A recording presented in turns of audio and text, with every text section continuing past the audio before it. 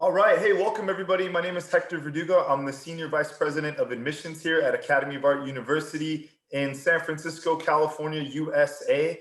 Thank you all so much. We're so excited to have you here this evening. It's been a long time coming. We've been working with your university to put together this event here tonight, as well as to put together a transfer agreement. So we're so excited to be able to host you tonight and to have a fun workshop here with the star of our show, Mr. Robert Curry, who I'll be introducing in just a quick second. I just want to reiterate, if you missed any part of what Kathleen was saying, just make sure right there at the bottom you identify that chat icon. And then when you click it, adjust all panelists and attendees. We are going to have some stars in the chat room tonight as well. And we're also going to be doing some panel discussion later. Our executive director, Simon Unglis, is going to be joining us in the panel later. And Gina O, the director of our fashion marketing program, will also be joining us. So I'm also going to introduce Reed Rocker. He's our Senior Director of Admissions. Reed here is somebody that's been working very closely to also help facilitate our transfer agreement between universities. So Reed, if you don't mind, I wanted to go ahead and pass it over to you for a quick second.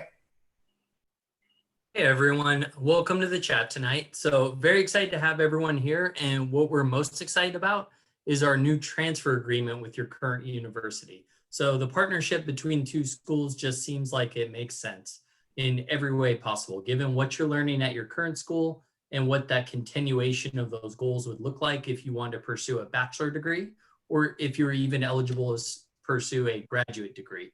So at the very end, once Robert's done with the demonstration and the webinar wraps up, we're going to do a huge Q&A at the end. I'll be in the chat pod, but I am going to be available to review that transfer agreement, and I could definitely go over some general questions and even some more specific ones for anybody that has that interest in moving out to San Francisco and continuing their education right here on campus, or for anybody that's looking to continue their education within fashion as an online student. So really excited for this new partnership with your university, and really excited for each of you to enjoy the evening. Thank you. Thank you, Reed. And so let me introduce the star of the show tonight, Mr. Robert Curry. He's our Associate Director of 3D Design Construction, Draping, and Flat Pattern. So a little bit about Rob. He graduated from the University of Leeds in 1994. Over the years, he worked with Vivienne Westwood, designers Tristan Weber and Julian McDonald, and Japanese label Unobali.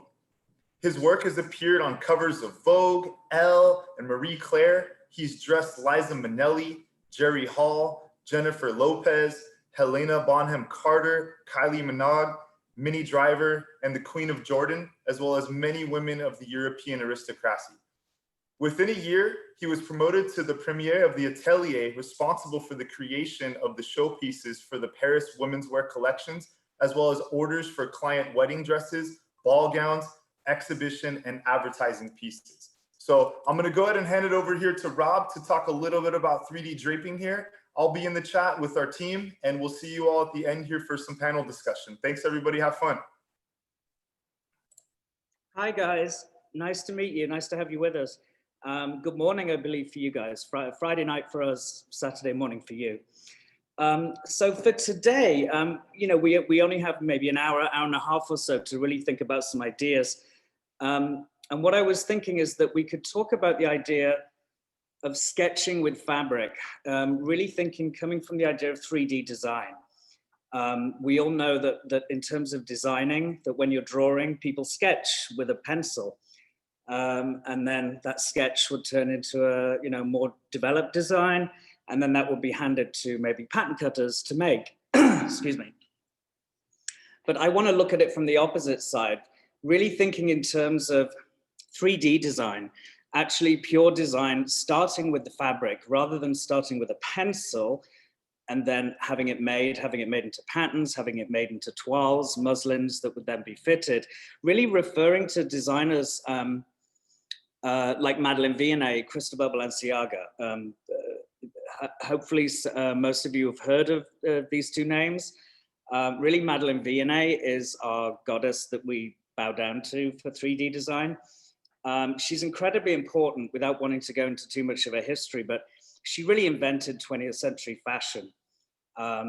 In terms of, she created a new language of cutting fabric. and that is the language of geometric cut. So in terms of when we say cut, we're talking about the patterns, we're talking about the seam placement. And tailoring, metric cutting, tailoring has been established for hundreds of years and has developed orthodox basic seam placements that we all know and understand through our basic pattern making, and through, if we look in our wardrobe at a jacket, you know, we can immediately see side seams and bust darts or princess seams, shoulder seams, an armhole with a sleeve set in it, a two-piece sleeve. Madeline Vianney, everybody knows in terms of her working on bias, but that's actually sort of not exactly what she did. I mean, yes, she worked in fabric on the bias, but the biggest thing that she did was she realized that when you're working with a fabric on the bias, you can't cut in the same way because fabric has a warp and a weft, which is like this. And then when you put it to 45 degrees, when it's woven, it's stable. Yeah, so it doesn't move, it's a non-stretch. But as soon as we go to 45 degrees, the fabric has elasticity, okay? So it moves. And she realized that you can't just be putting vertical seams through it because everything's gonna fall, it's all gonna be, you know, it just doesn't work in terms of more fluid forms. So she started seeing the body in terms of geometric shapes. And that's really gonna be the basis. That's really all I'm gonna talk about Madeline Vianney for now. But if you don't know her, you really should. She really is the queen. You know, she is the goddess of 20th century fashion. She really invented and created a whole new language and a whole new way of looking at the body. And really, it's about looking at the body in terms of geometric shapes. So that's very much what we're doing today. We're looking at really basic geometric shapes and how they relate to the body. And really kind of, it begs the question, what is design? And I in a way, I quite often say to my students, stop designing, just resolve the form. So what we're going to be doing is not so much designing as resolving form.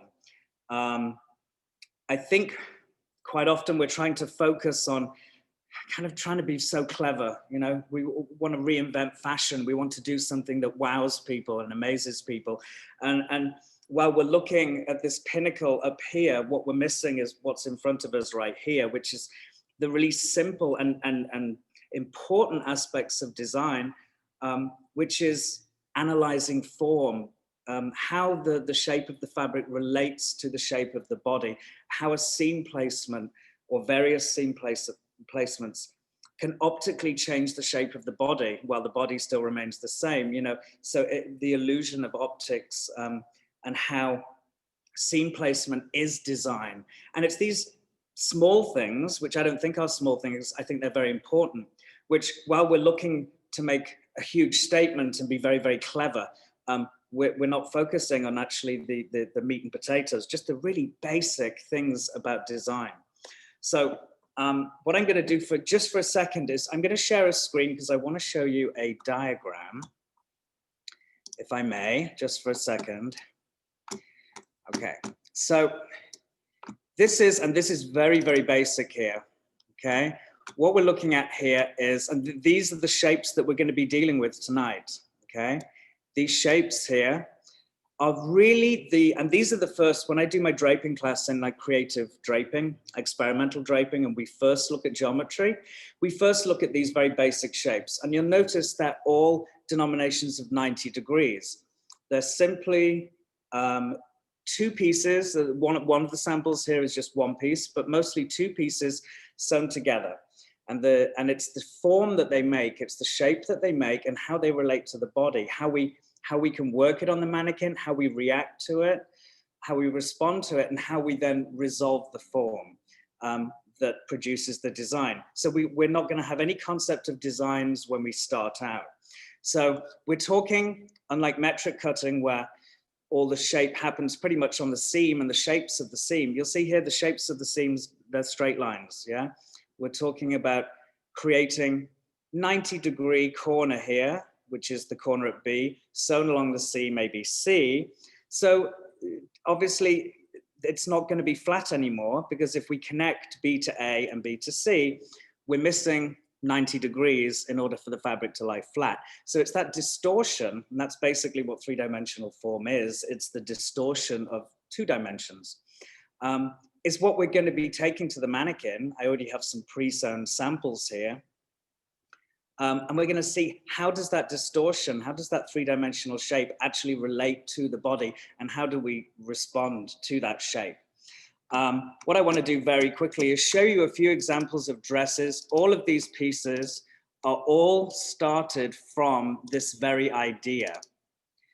So, and again, these are sketches, you know, we always want to show our refined, finished, beautiful, perfect work. I've always been more interested in the process. I'd rather see a sketchbook, and I'd rather see, you know, the very beginnings. And this is what I say when I refer to fabric sketches. This is what I mean. I don't draw. Nobody wants to see me draw. It's not pretty, but I draw with fabric and pins. Yeah, I like to physically draw with fabric. So this is what I call, for me, drawing. This is as close as drawing I get.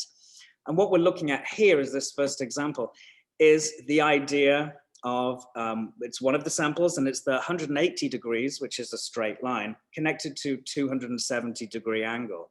And it's the same sample, so it's the same volume with the same sample, but taking it to the form in different ways and having a different reaction. We're always looking, how many ideas can we get out of one simple shape?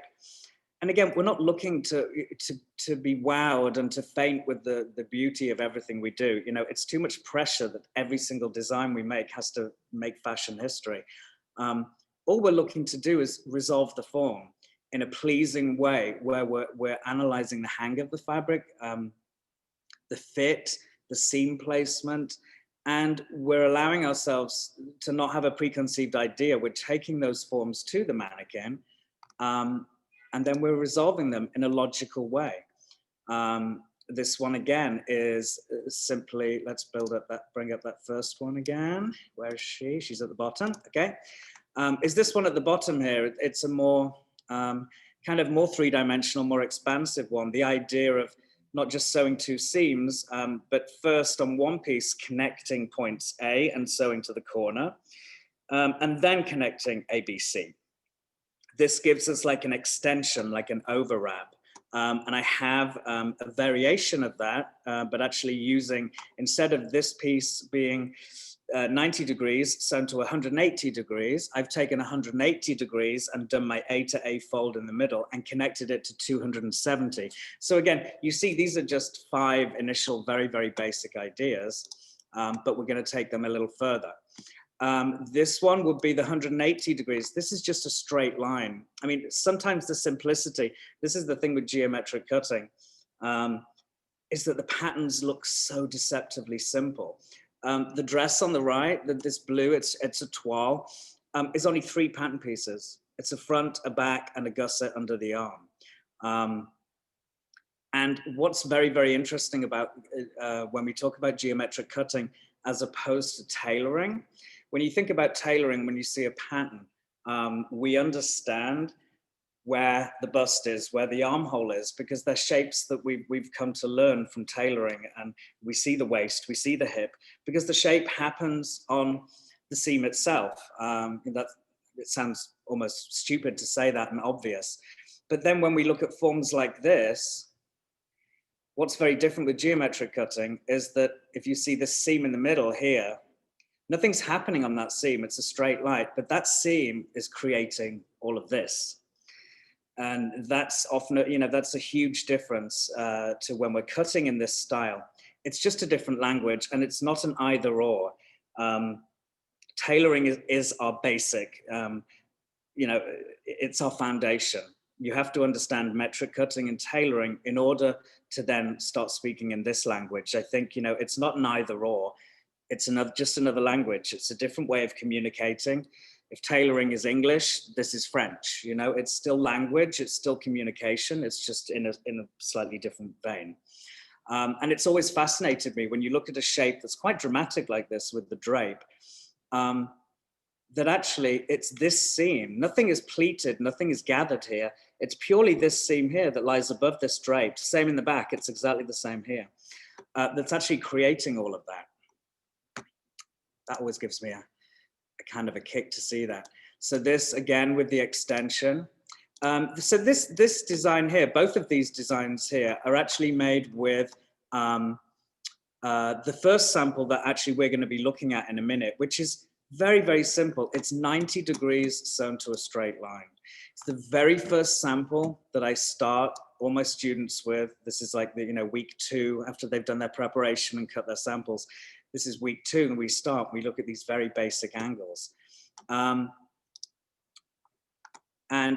the form that they make, it's so simple. And again, like I say, we're not looking to reinvent fashion here. It's a very, very simple reaction and resolution of the fabric. So I'm gonna stop sharing now, but I'm not seeing, it's not giving me the option to stop sharing. Oh, there we go. Yeah, sorry about that. Me and technology, not a good match. Okay, so I'm working on the half scale because I found with doing some draping before online that if I'm on the full scale, we have to go so far away from the camera in order to get the whole mannequin in that you can hardly see anything. So I'm going to try and work on the half scale so we're a lot closer here. So I've got some really basic, and again, like I say, this is not about wowing, and it's not gonna, be a revelation and cause a revolution in fashion. We're looking at very, very simple shapes here. Here's 90-degree corner sewed onto a straight line, very, very simple. And the way of looking at this is that, like I say, don't try and design. I always say, just resolve the form. And what we're looking at, and again, we're not looking to be wowed or we're not looking to reinvent anything, but we're just looking at the concept of the relationship of the three-dimensional shape, which is basically distortion, distortion of the two-dimensional flatness, and a seam placement, and how by working around the mannequin in different areas, how that shape has and bears a relationship to different areas of the body. And at this point, of course, we've not even begun cutting into it. Obviously, this is the very first starting point. Think of it like drawing. When you begin a painting or a detailed drawing, you don't start with details. You don't start with fine lines. You get say for a landscape, you get your basic proportions. It's a very quick, very lively process. And as you then work into it, you become more and more refined. You become more and more detail oriented and looking for that. But to begin with, it's about really a very, very basic, how does this relate to the body? The seam placement and the shape that it's on. You could say, it's almost like, I think quite often it's like imagining like it being a sculpture and you have a huge block of marble. And to begin with, obviously just the block of marble there, nothing there. But as you chip away, gradually a sculpture begins to emerge. And I always think it's a little bit like that with the fabric, that we have this very rough, it's not doing much other than giving us an idea of proportion, in terms of the line cuts the body at this point over from the center front. And then we have a drape coming around the body. So my response to it is not, what am I designing? My response to it is, what is the most logical way of resolving this form? How would I resolve this best? It's almost more like a puzzle. I always say pattern making is, and the 3D design, it's puzzle making. You are making a puzzle, basically.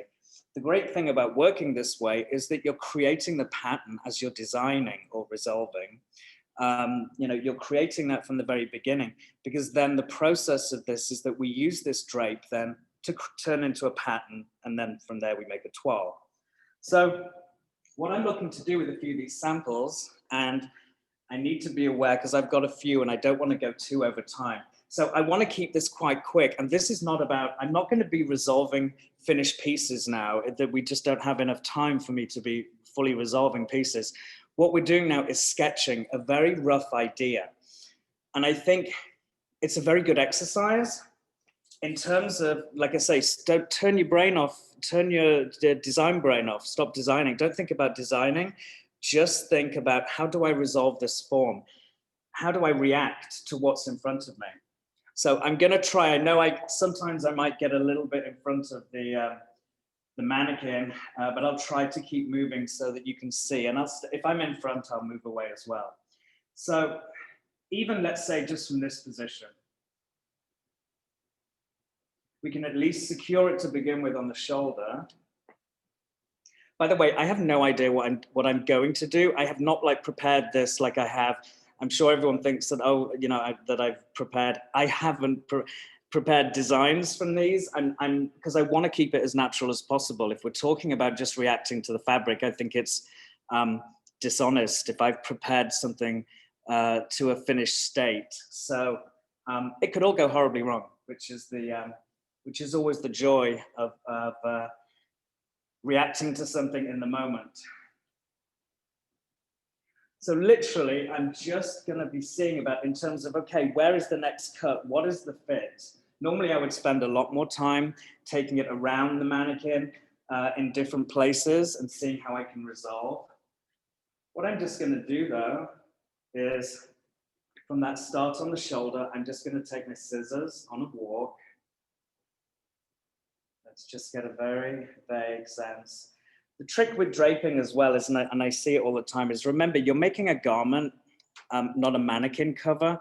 Only a corset, when it's on the mannequin, should be super, super tight and sucking the life out of the corset. You've got to remember, we're not making a cover for the mannequin. So there's that balance of, and this comes with practice, you're fitting and creating a good fit, and it needs to fit well. But also we need to be aware of the fact that, especially from half scale, we'll be scaling up to full at some point. There needs to be ease and there needs to be room. Even with fitted pieces, there needs to be a little bit of room. So I'm getting a sense of the kind of fit that I want through the arm. And you can only pin so much. You have to work your way with draping. You have to work your way around the mannequin. So I'm literally walking my way there with scissors right now. I've just pinned this part here. I'm going to cut around here. And you'll find as you cut the fabric, and we're going to clean this up. Like I say, this is very rough at the moment. It's very, very rough. We just want to take it to the next stage with mapping out some seams. So from here, just looking, let me just clean that up. And you're looking for a kind of logic as well. I think with really good cutting, there's like a mathematical logic that you're also kind of searching for as well. Here, I'm gonna just pin her at the side. And then we can see here, in order to create shape, I'm gonna want to unpick that a little bit. Get my little scissors. I'm gonna open this seam up.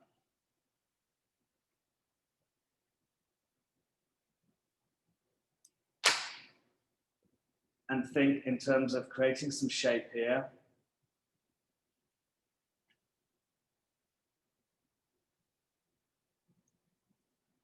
Again, at this point, I'm being super rough, okay? Because I want to get through a few. So I'm trying to be quick and not keep it moving for you.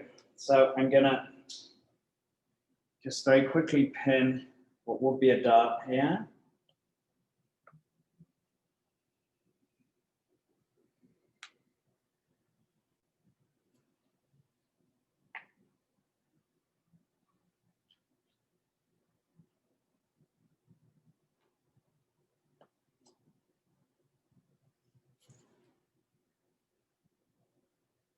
Let's just again.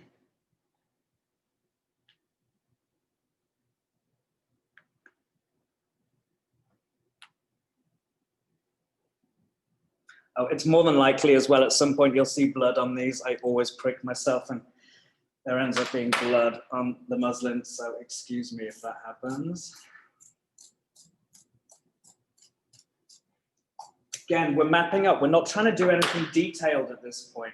We're just trying to create our first basic kind of proportions and shape and reaction to what we're seeing. Yeah, we know it needs fine tuning. We know it needs resolving. in a much more precise way, but for now it's just that sketching idea. This will want to be a little cleaner there. Let's just get rid of her. And we'll map out with tape our nice clean armholes. There you go, that's nicer there.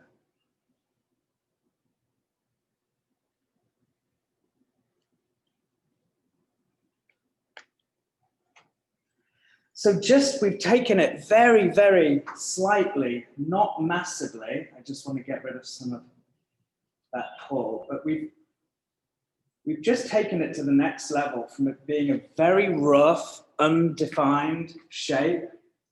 This I'm going to open up here with a little tightness.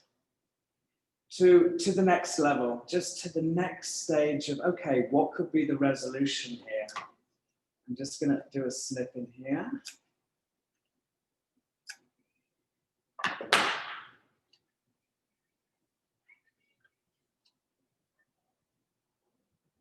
And it's at this point then that I would start to think about resolution. And again, not always, not that we can't use shoulder seams, side seams, and all the orthodox seams, but always thinking about, I'm wanting to place my seams. Seams perform two functions. You know, they obviously create the overall three-dimensional shape and the fit, but they're also lines on the body. So we want to be having that in mind when we think about the placement of it. Here, I don't want to make an issue of any, I don't think, special lines on there. So I am actually going to keep it as pretty much an orthodox shoulder seam at that point.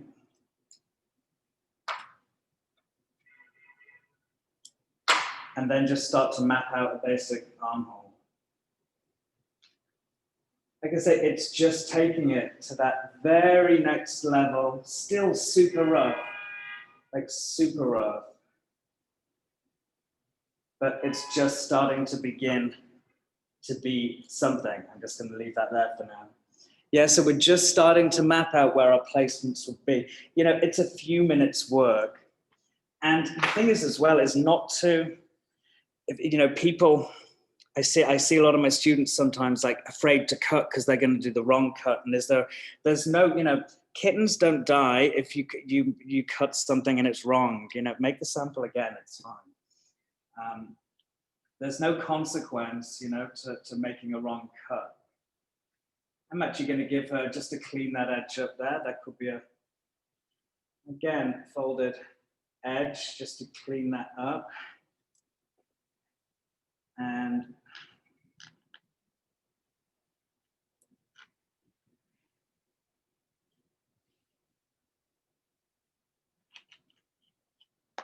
And then, so you're adding in, you're basically, you know, you're sketching in these lines from here and just resolving it to a certain level. You know, at this point, it's got so much further to go. And I'm going to leave this one here for now.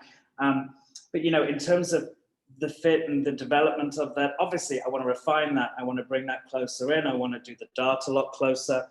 And there's so many more questions to be answered. But it's just that very first idea, even, you know, what if, it's always what if. What if I take my scissors at this point and open up the fabric on this side, you know, to open up the form. It will change by doing that. The whole thing opens.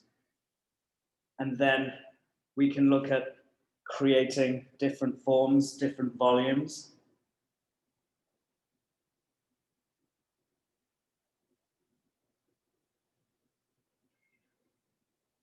And again, so you're really thinking in terms of working all the way around the body and how that form will open up. And as you cut and open, you're making negative space, which is geometric shapes again, which will then be filled with geometric shapes. You know, in terms of the shape here, we could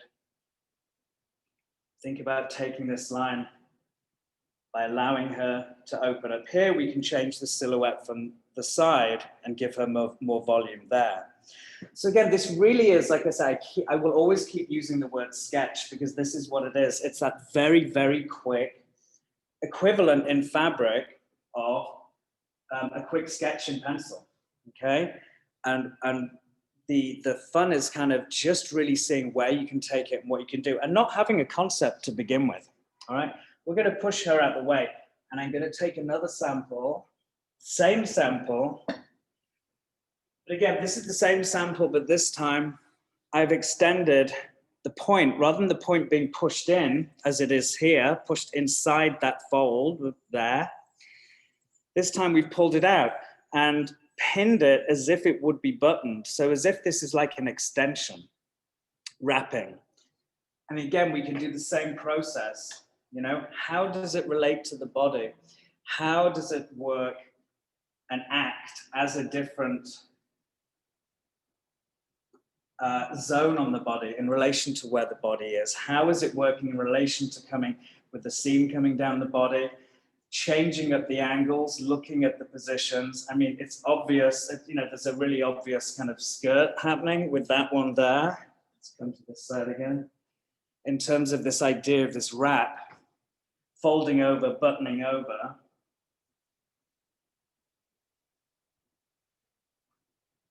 So again, I'm just going to place it there. Like I say, these are actually really good exercises. When you stop trying to design, I think, and when you just start to think about resolving form, you know, some really good things happen. And you really start looking at the fabric. And you start listening to the fabric. I think it's so important to listen to what the fabric's telling you. If you have a heavy design in your head, it's almost like you're forcing the fabric. You say, you must be this because I want you to be this. This way of working allows us to just look at the shape, look at how it reacts to the body, and allow yourself to resolve it as the fabric kind of tells you or advises you, or, you know, how it wants to be done. Obviously, we have to cut into the fabric to allow shape to happen. And it's just having the courage just to do that, to cut in, you know? Again, I'm not going to be resolving anything to a really heavy, to a really developed degree, but what we are doing, like I say, is just encouraging that very quick sketching feeling and response to what we're seeing.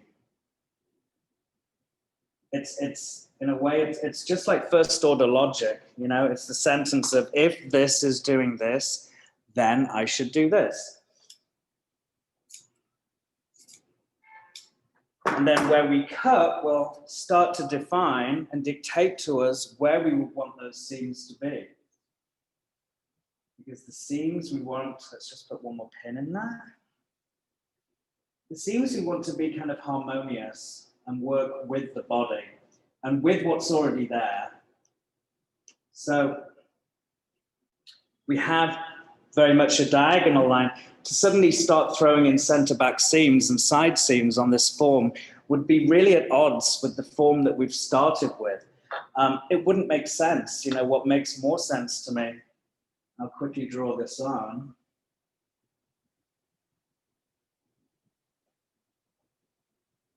What makes more sense to me is lines that fit more with what we already have on the mannequin. Again, I would generally take a lot longer to do this and step back and look at it, but we're kind of doing super quick group of pieces tonight, like speed dating for draping.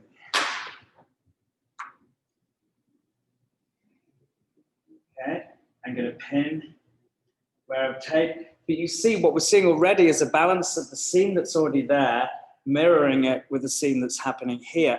You know, I'm listening to the fabric, I'm looking at the fabric, and I'm seeing where the body needs fitting. Now that I've mapped that out, what I do is I get rid of all the excess so that we're basically just exposing the pattern piece that we've started with.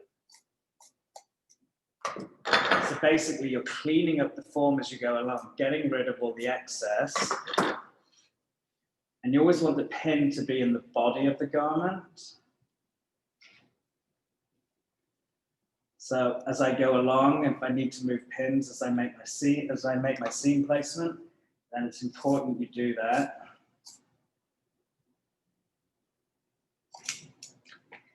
Seam allowance is always, just as a by the by, when I think about it, seam allowance is always something that confuses when we're talking about pattern alterations and working with patterns. I quite often hear about, well, seam allowance, seam allowance, seam allowance, and seam allowance has absolutely nothing to do with pattern making.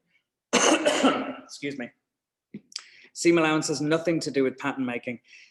It's all about the stitch line and everything within it. Seam allowance is purely what you have to add on to a pattern in order to sew it into fabric. I see more mistakes in pattern making because seam allowance is included somehow in the equation of what they're doing. When you're altering patterns, when you're you know, reworking your seams, you're never including seam allowance. That should never happen. That's when mistakes happen. That's when really bad mistakes happen.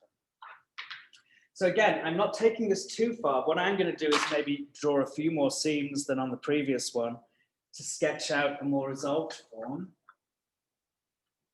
I'm not going to do it all the way around because, again, that would take me a lot longer. Not too much longer, but a fair bit longer. So I'm just going to take around to there. So again, it's very much, you know, following with the ideas of don't need too many pins.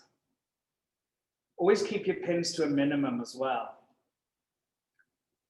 Again, I see Drape killed by too many pins. Like, she's a mannequin, not a voodoo doll. So from here, maybe we know we need shape through the bust area. So again, without wanting to be too complex, let's just, and again, I'm keeping it very simple. Hey, Rob. Yes. We have a question in the chat that's asking, what kind of fabric are you using for the draping? This is basic muslin, but what I've done is I've fused it with a soft wool fusible. Because when I was experimenting with the regular muslin, it's a little more sheer. Well, not sheer so much, but the shadows were happening and it just wasn't showing up as well on the camera. So I did add, so it is just basic muslin, but it has got a wool fusible behind it, which gives it more body, gives it more of a, you know, sculptural feel.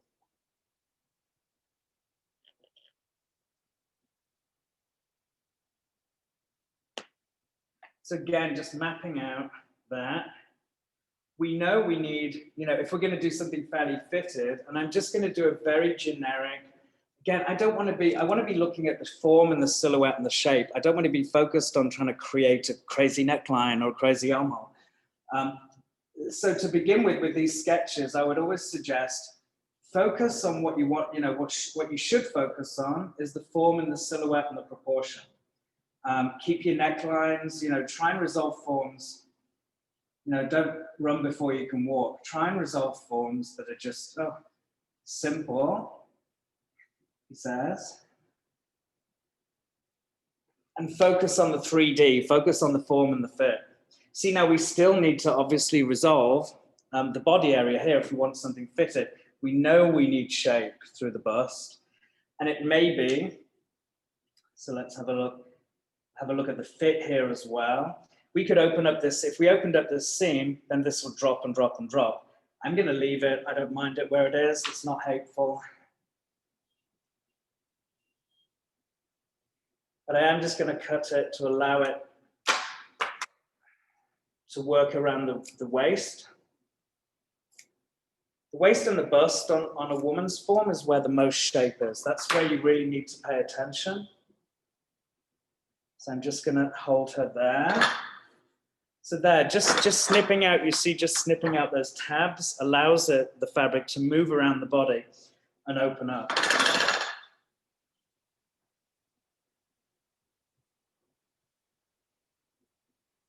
So I'm just going to pin her there. And then just with one more seam, I'm going to resolve and move on. It may be, again, rather than a side seam, you know, that a seam more, let's come around this way.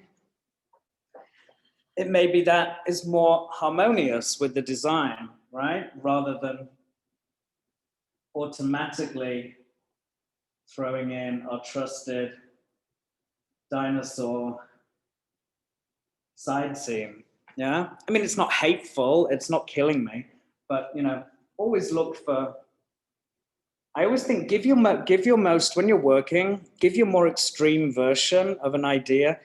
You can always reel it in. You can always tame it.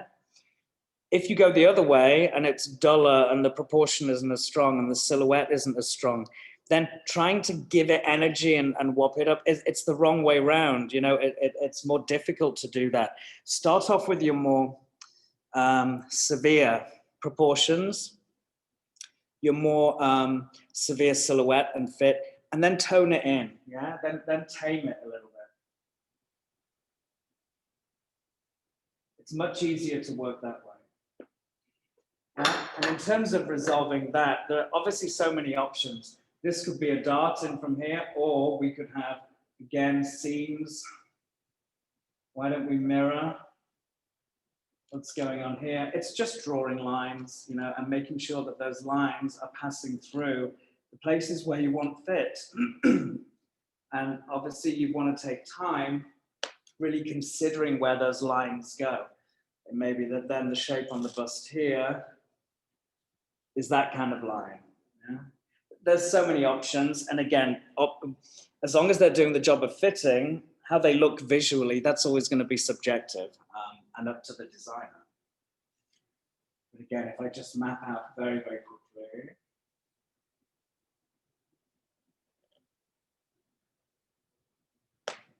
So you see, in the same way that we can take a pencil, we can take a drawing, a pencil, and very quickly draw an idea, we can do the same in fabric. Like I say, we understand at this point, it's so unrefined, it's very, very quick. But so is a sketch, yeah? So is a pencil sketch. That's very unrefined and very, very loose, but it gives us a sense of what could be. It gives us a sense of, you know, how the design could resolve. All right, let's put her away.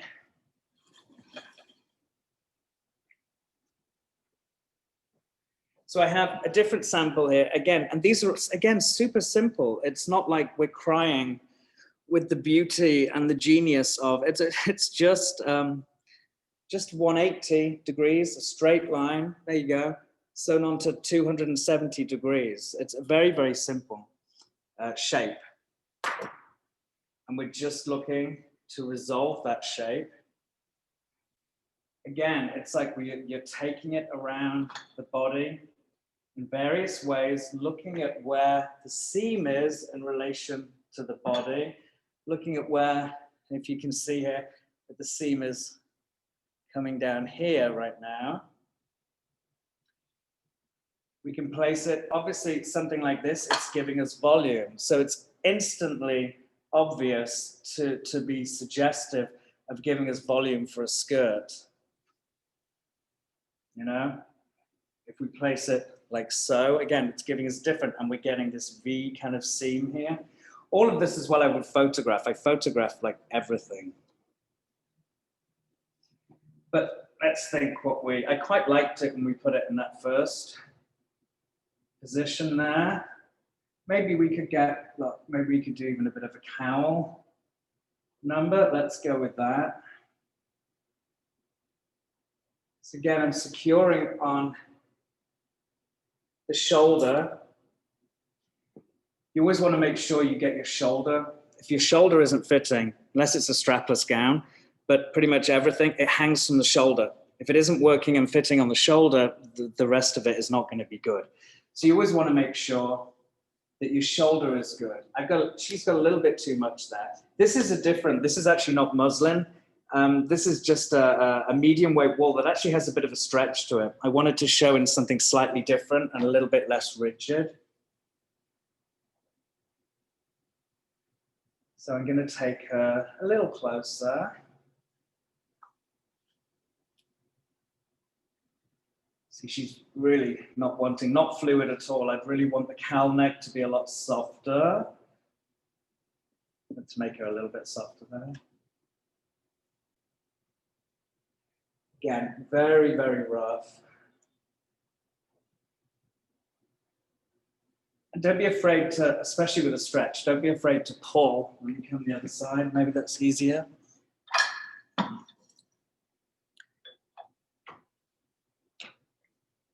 And see the shape. I love as well, especially with bias and with fluid, you know, unlike tailoring, we want to see, fabric is, it's not cardboard. We want to see a wrinkle. We want to see fluidity. It's not, there's a difference between bad fit and wrinkles. Sometimes wrinkles are good. All right, very basic here. Obviously, I can't get a fit unless I cut into the fabric. What I'm doing is just getting a very rough sense. So what I'm going to do here is pin it. It'll fight to begin with, which is okay. And I'm just going to do the same on the other side. Again, I'm not sucking the life. I want there to be room here. She's a garment, not a cover. So I'm going to hold there. And again, the fabric's fighting this right now because obviously we have to cut into here to give her some shape. So let's give her some shape. Very roughly, I'll come back to do the armhole later because what I want to do is I want to release, I want to allow her to release in order to open that form up. As soon as I cut there, right, the hole, that's come from up there. Now she's relaxing. Now we can start to see more of a design happening in terms of a flare of a skirt in this instance. This is exactly how V&A worked. She cut and opened the fabric and then filled in the negative space. And again, I'm really aware that I'm not designing right now. I'm really resolving form, just resolving form.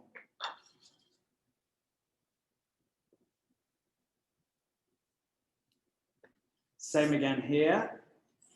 I'm really not, as long as I've got enough to tape my armhole, it doesn't matter that it's so rough here because I'll come back and I'll refine that. I'm going to do the same here. I'm cutting to that pin to allow the fabric to relax. You see, now that I've cut to the pin, the fabric relaxes a little bit more, yeah, because it's not fighting, yeah, it's not in the fighting position anymore. It's allowing itself to fit the body a better by being cut open.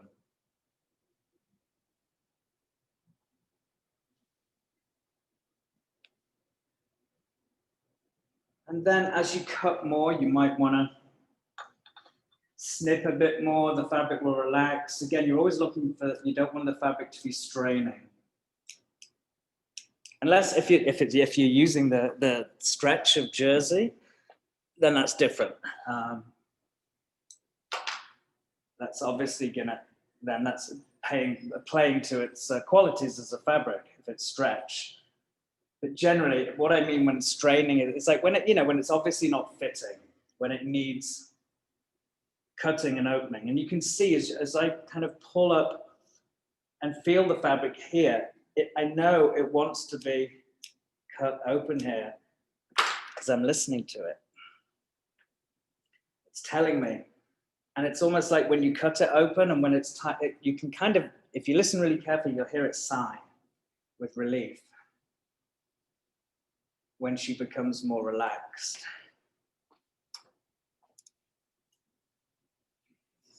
And I think of these, I really think of these as exercises. You know, I always will say it's not designing. It's just like doing an exercise.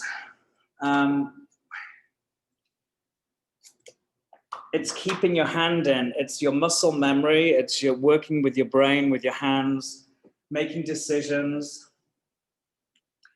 People always laugh at me, but I promise you, if you do like Sudoku puzzles and crossword puzzles and all of that, if you don't do them already and you want to get better at pattern making, I promise you, do lots of puzzles, do lots of Sudoku, do lots of crossword puzzles, and your pattern making will get better. Because it's exactly the same part of your brain that you do a crossword puzzle with, that you do pattern making with.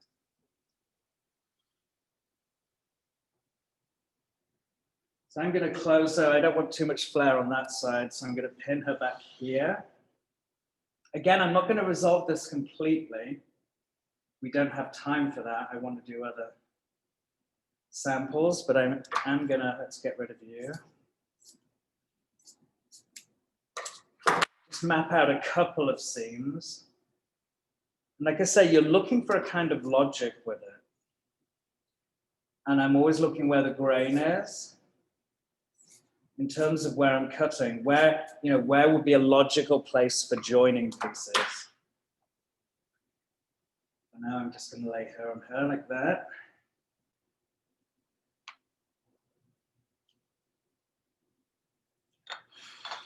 And from this, you can start mapping out very basic things. Again, armhole. It's almost like to even think about the armhole, and it's an armhole. There should be no designing there. Just tape in your armhole.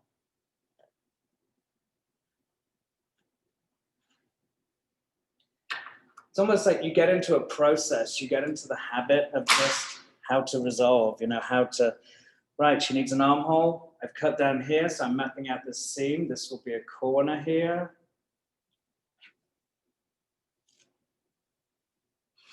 Yeah, so here we're dealing with the side. Again, I always love a slight angle, especially when dealing with this kind of style of dress, which is, a little bit V&A-esque. I would never presume, but it's in the vein of.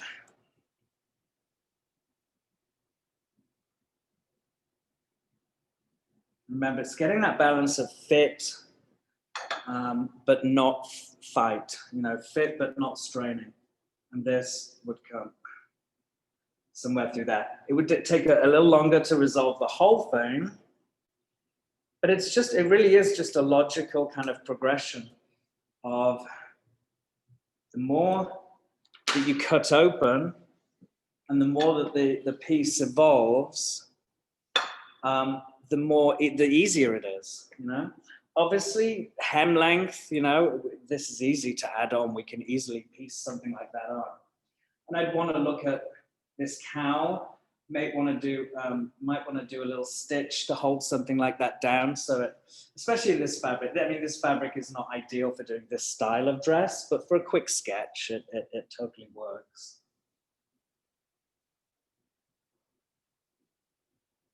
So that would be a possible resolution. Let's just fill in on this side as well. The armhole again. Going backwards here. And obviously you want to make sure when you're doing the surreal that you want to make sure that the armholes are perfectly the same and they're the right distance down. But for these purposes right now, it's just a sketch. We're just sketching and mapping out a basic idea.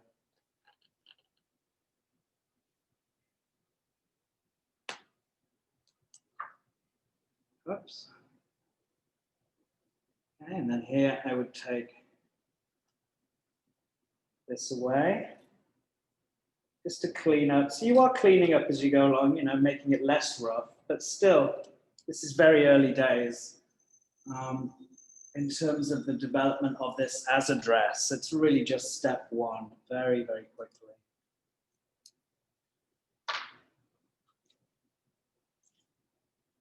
Again, we'd have a similar, in this case, I might want to see if I see where it's hitting on the other side and make these two seams perfectly symmetric. So the one that I did on this side, I would maybe in this case want to be in development, take a tape measure and make sure that the point is perfectly distanced from the center front, that this one is as well. But for now, quick sketch, we don't need to do that.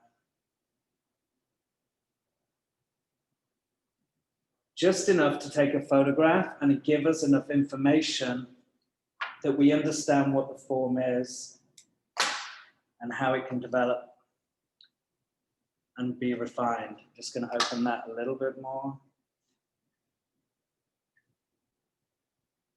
On this side, it may be, again, you're playing with lines that are fitting and creating shape, but also optical. So it may be, rather than going around the waist the same as the other, you might want to look into the seam, maybe producing this kind of shape. But that comes, like I say, when you want to spend more time in resolving.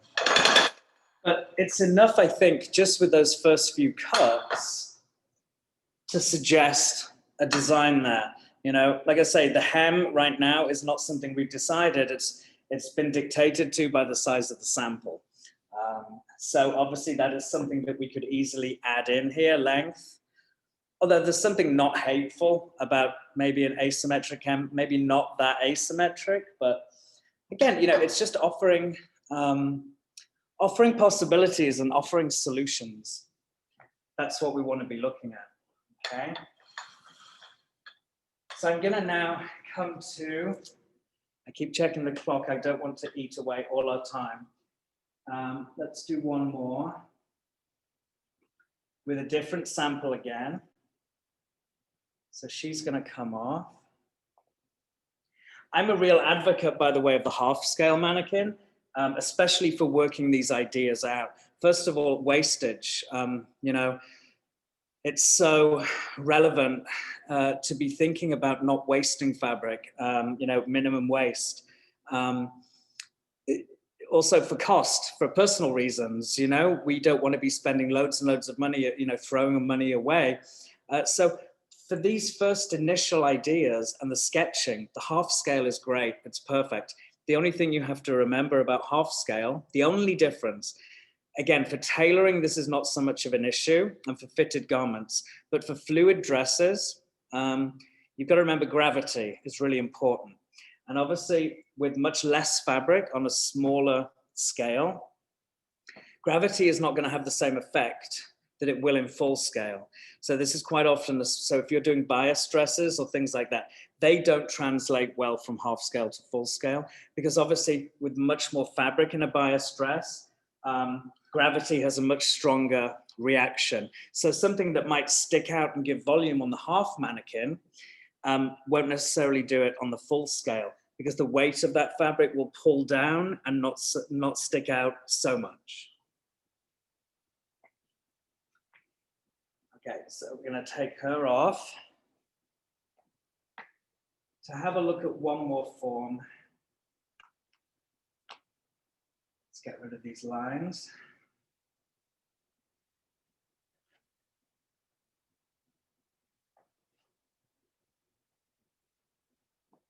I have to say it's really nice right now. One thing I did was maybe slightly worried about is the area that this building in is quite a noisy area.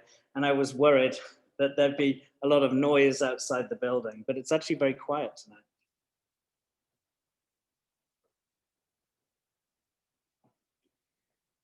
So this is, again, just one final sample in the fluid, a little bit more kind of interesting, if you like.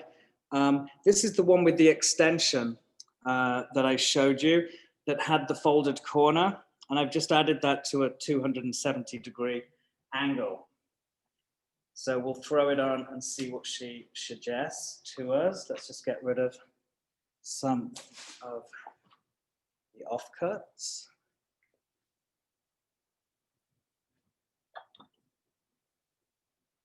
So again, I'm going straight to taking it around the mannequin. It always reminds me, I think I said this in my last workshop, when I always say to my students, you know, before committing to a location, it's like in that movie Clueless, I think, you know, she says to her friend, do a circuit of the party before you commit to a location. And it's the same with draping, you know. I'm not giving myself the luxury of doing lots and lots of positions, but, you know, normally I'd be turning the mannequin around, I'd be placing it differently to see different angles and different relationships. Right now, I'm literally throwing it in one of the first places that I see so that we can just look at resolving it. So I'm quite liking already just the very basic idea maybe of this wrapping through the body here. So let's go with that, why not? For this, what I'm actually just going to do is pin it in the back to hold it.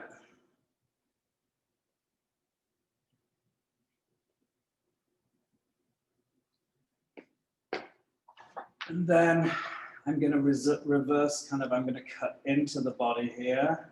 So you want to get rid of this fabric at this point, I'm probably, so the cross pins, by the way, are a shorthand. I don't know if you can see that. The cross pins that you see here, that's shorthand in draping. If you see it cross pinned like that, it means a button. Okay. So I'm going to get rid of some of this. This sample I did quite big, so there's a lot of excess fabric to get rid of here.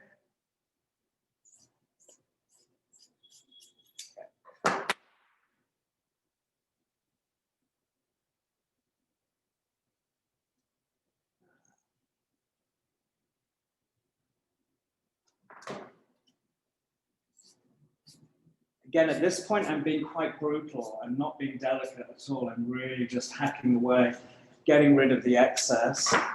We can be more delicate later.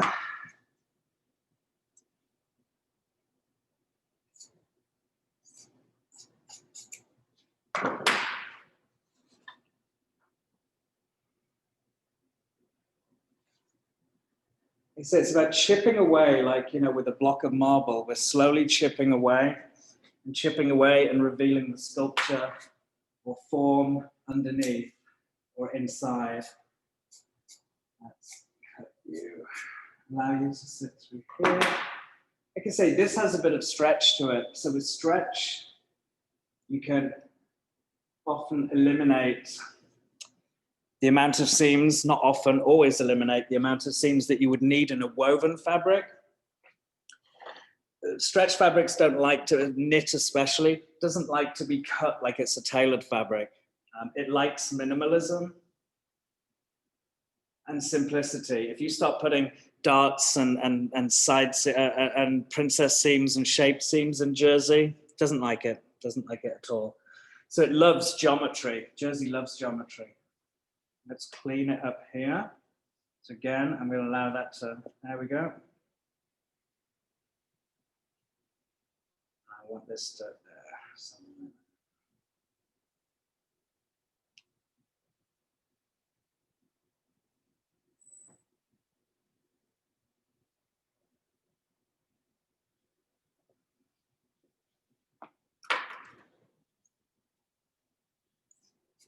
So.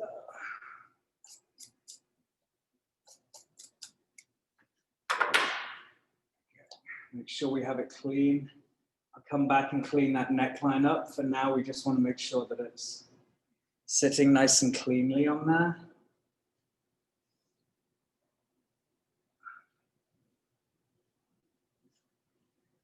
All right, and now I'm gonna come in here to see if I can work the fit through here. You can see we need fit through here. So again, I'm gonna follow it up with pinning at the waist. And then come back in with the scissors. Let's get rid of this. She's really in the way here. Okay. Again, open her up. Now she's kind of relaxing onto the form. And breathing a sigh of relief.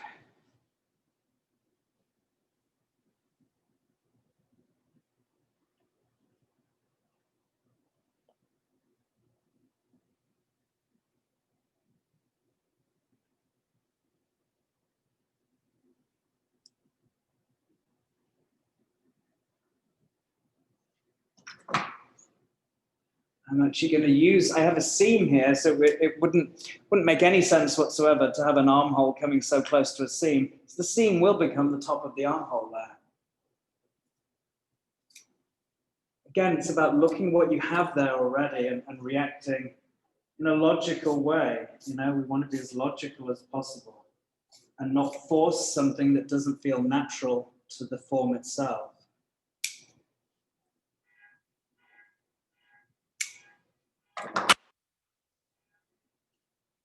That would need, okay, a little bit of fit through there. So in development, I would open that even further and I would push that in there, which we can quickly do now. Again, so we are refining a little bit as we go. So that would have shape through there like that.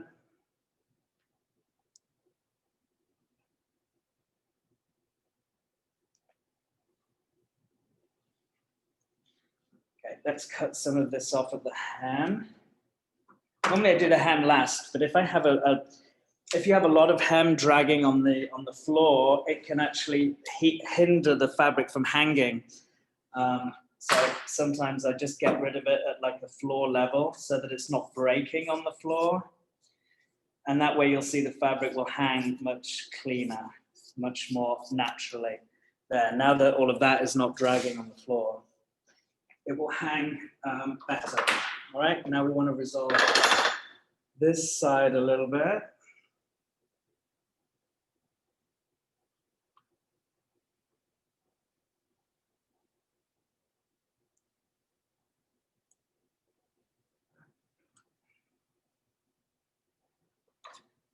Again, I'm looking at the grain here. The grain of this is coming at this point here, so it's making sense to me to follow that grain in order to open this here. And then use the stretch. This is where we can use the stretch of the stretch fabric to create that tension. Drape is tension. It's funny, everybody, not everybody, but many people always imagine that drape is fluid and relaxing and excess of fabric. Drape is tension. Drape is the opposite. That volume is the excess of fabric. If you want to create drape, you have to create tension. Like in that first picture that I showed you with the blue dress, with the cowl neckline. It's tension. It's the fabric fighting. Drape is fight. See, drape's not so innocent as you think. She's a fighter. All right, so we can't do much more with her without spending a lot more time. But she's already giving us the beginnings of something. Still very much a rough sketch.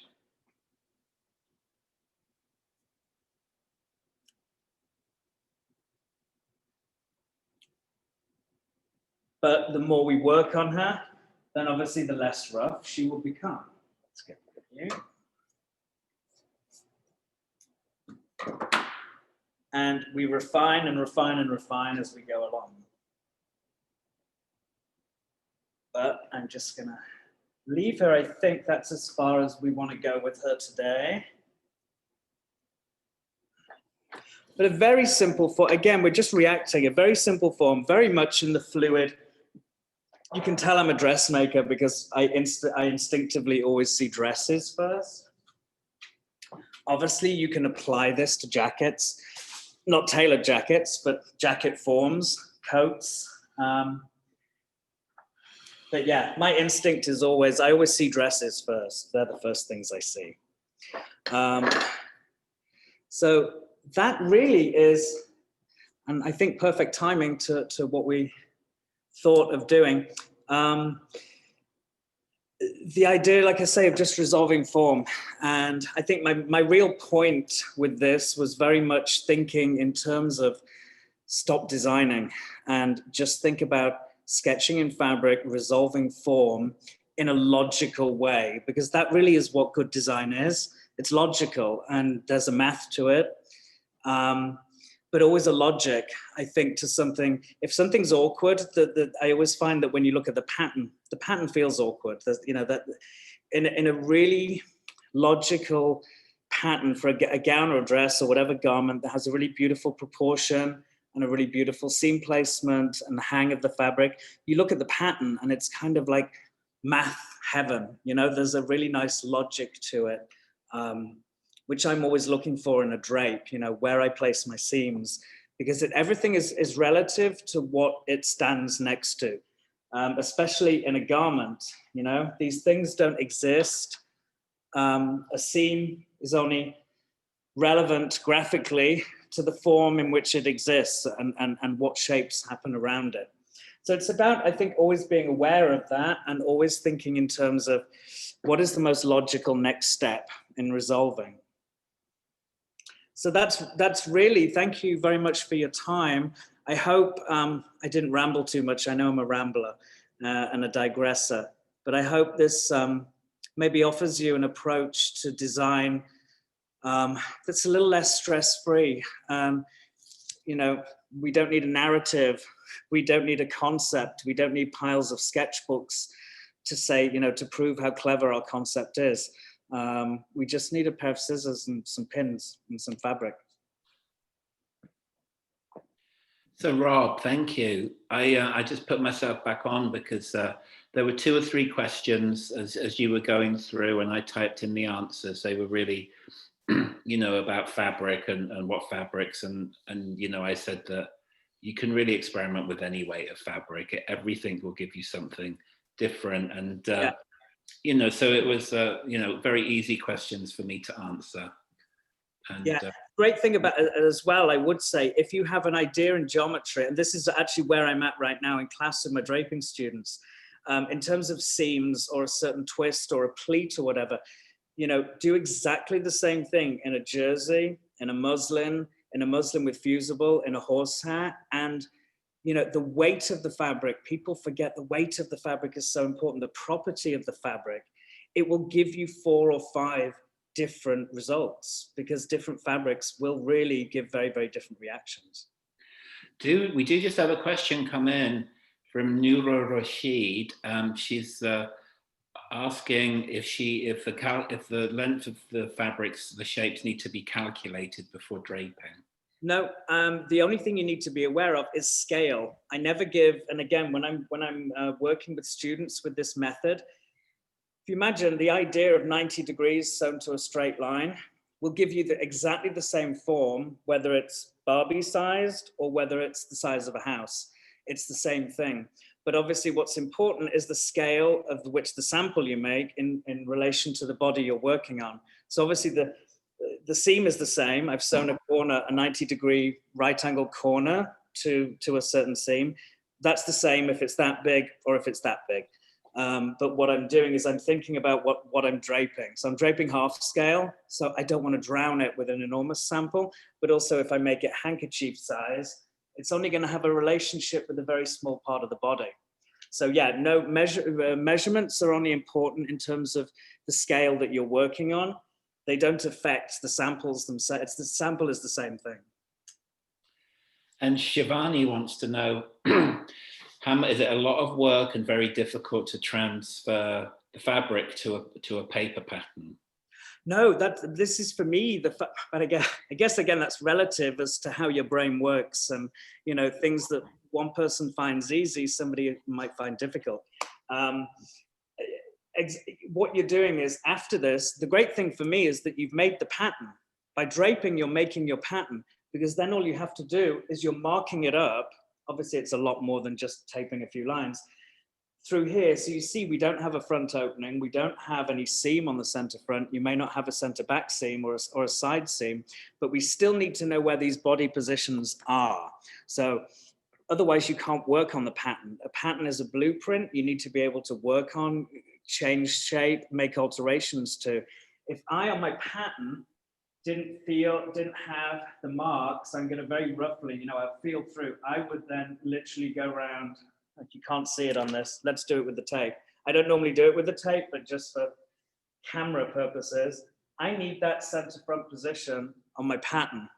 Even though there is no center front seam or center front opening, I can't work on that pattern unless I know exactly where. I would do the same on the side seam. I would do the same with I would mark my waist point. I would mark my bust point across there. That way I have a workable pattern. Yeah, but it's just a question of marking, and then obviously marking your seams and notches, lots and lots of notches. Notches are your best friends with pattern making. Well, thank you. I think I'm not seeing any more questions. If anyone has a question, please do type it into the chat. But I want to just say I'm going to re-put my face on so you guys can see me. Maybe you can see me. I want to thank you for joining us tonight, actually, and being attentive to what Rob's doing. And thank you for your questions. Very, very, you know, well considered questions. And you know, I just want to really compliment you guys on how polite you've been with asking your questions. It's been very, very nice. Very nice to meet you. And I hope you have a good rest of your weekend. Yeah, thanks guys for your attention. I hope I haven't, I do know I do digress and I do tend to ramble. I hope it wasn't too much rambling. Not at all. And hey, Rob, thank you. I'm lucky. This is my second time. So once again, I know the students, if you want to say thank you to Rob, to Simon, to Gina, we're not done yet with our event, but obviously with the live 3D draping, thank you so much for doing that live. And for the students that are not on here, Rob was like, I'm doing this live, anything can happen, but we obviously, we have a lot of faith in you. We know you're great at this. So thank you. These are all wonderful. Welcome. So we're leaving, right? Well, what we're going to do is we're going to talk a little bit about the transfer agreement. So feel free to hang back if you'd like to, in case there's any questions if you want. If not, Reed and I will be able to take it from here. So I know you guys can totally handle it. So thanks, guys. It was really good to see you. Really good to meet you. Thank you, everybody. Bye. Thank you, Gina. Thanks, Simon. Thanks, Gina. Thanks, Rob. All right, students. So what we're going to get on to now is Reed, our Senior Director of Admissions. He's going to talk a little bit about the Academy. As you all know, we've put together an agreement to be able to help people to join the Academy. So anybody that's thinking about potentially being an international student here with us, whether that be moving to the US, being an online student, anything that we could do for you, we want to talk about some options for you. So I'm going to pass it over to Reed now. Hey everyone, thank you so much for joining. I know it's Saturday morning where all of you are, and for us it's Friday evening. But yeah, I know that many of you are right now in a fashion focused program, and we did have one student that submitted a portfolio from your school just a few months ago, and we evaluated the work and we saw that it was definitely really higher level than a lot of the other transfer schools we have coming in. And what it showed was that you guys are great to get placed out of those first year courses, and sometimes even classes beyond that first year. The student that we evaluated, we saw really great transfer opportunities coming from your school. And essentially what we look at is things like how many credit hours the classes you're taking are, and then converting those into credits here in the United States for transfer opportunities. So I want to just take a minute to share my screen with everyone. And what everyone's going to see is, this is part of the transfer agreement we mocked up, and this might all be kind of dry for some of you, but four of the more popular diplomas from what I saw at the school you're attending, you have the Advanced Diploma in Fashion Technology, you have the Diploma in Apparel Design and Product Development, a Diploma in Fashion Business, and a Diploma in Footwear Design and Product Development. And for us, we mapped out what some of our most popular majors would be that within fashion, so the most popular degrees, that's one of the really unique things about our school. We don't just focus in one area of fashion. We actually have multiple areas that specialize. So we have fashion marketing, a fashion merchandising degree, fashion product development, fashion design, which is a lot of what Robert Curry was just doing. And there's definitely some design elements built into the product development degree. And many students will take that clothing, draping, flat pattern type class and construction 1, fashion design 1. But these fashion design students go on to create entire collections throughout their time here. We have a fashion journalism program, a fashion visual merchandising, and even a footwear and accessory design. So what we're looking to do is try to maximize all of your transfer units. So coming from your current university, this is kind of like a rough estimate of what you should expect to transfer into these programs. So just really great opportunity. And for anyone considering coming out to the United States, especially right here in San Francisco, it's an incredible area, culturally, artistically, the whole shebang. And, I think for a lot of students, it's making sure you maximize those transfer credits. So we're really working to take as many credit hours as we possibly can into our program. And then additionally, what would happen is if you've attended any other colleges outside of your current school, well, at that point, we'd also evaluate those transcripts for additional transfer opportunities. So I think you can see in general, what this transfer pathway means is that at a minimum, if you're coming out of any of these degrees and you're getting passing grades, you should expect to bring in this many transfer units on the low end, and on the high end, this many. And I'm pretty confident we're going to get most of you right up to the maximum number, regardless of the situation. It just comes down to passing grades. If you pass these classes, the work we've seen has been on par with what I would expect. And I don't anticipate any issues getting people on the higher side of these unit, essentially these unit kind of these gaps between the 39 to 48. I see everyone being able to pretty easily get to that 48 mark in this degree, 36 for this one, and so forth. So essentially, I know many of you are studying and you have goals to work in these industries, and the degrees and the diplomas you're pursuing now are really focused, really specialized, which is great. And if you're planning to continue to get that bachelor degree, or even if you already have a bachelor degree and maybe this was your specialization, then you could even consider coming to our school for a graduate program. So, just curious, is anyone out there considering that option to transfer to Academy of Art in the future? Or are you even looking at other art and design fashion schools in the United States?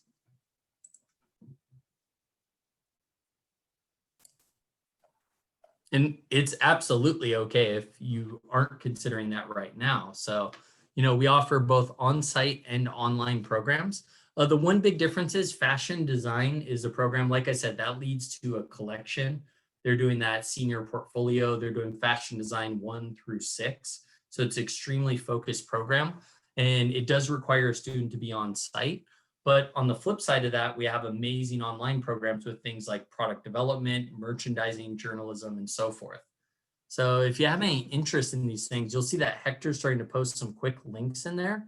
But we have an international application. We have undergraduate and graduate programs, lots of options like that. So, at the end of the day, because of this transfer agreement, it should really make transferring to the school as easy as possible if that's something on your radar.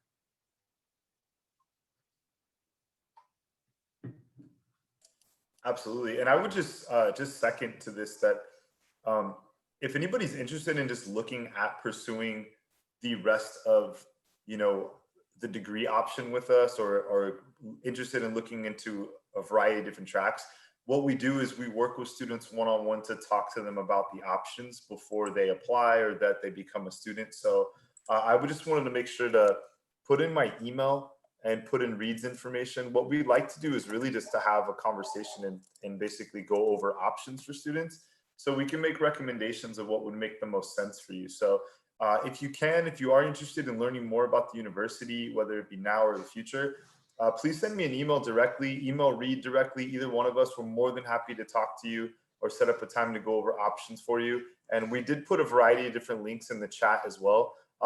One link is to our spring show, which is going to show information on our School of Fashion and some of the portfolio work that we just did. 180 Magazine, which is our student-run magazine.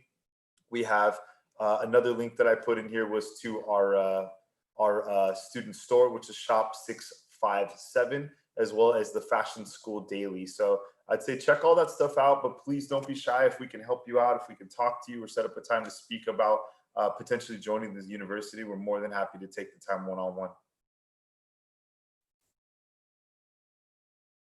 Reed, Anisha, anything on your end for you two? Yeah, hi guys. I just wanted to say thank you, Academy of Art, for hosting this webinar for us. It was a lot of new content, and I think our students really, really enjoyed it. So as Hector just mentioned, if you have any questions about our accreditation program with Academy of Art, feel free to reach out to them directly, or you can email me as well. So I'll drop my email in the chat as well now. All right. Thanks, Anisha. Perfect. So, hey, what we'll do is we'll go ahead and wrap it up tonight. I'd love to hear from you all. Please, I know it's about 7:30 at night here in California, USA, but I can hang back to keep my email going in case. But we'll stay here in the chat if anybody here would like to talk, if anybody here would like to ask questions or anything. But I think we can go ahead and end the recording, and Reed and I can hang back for a few more minutes.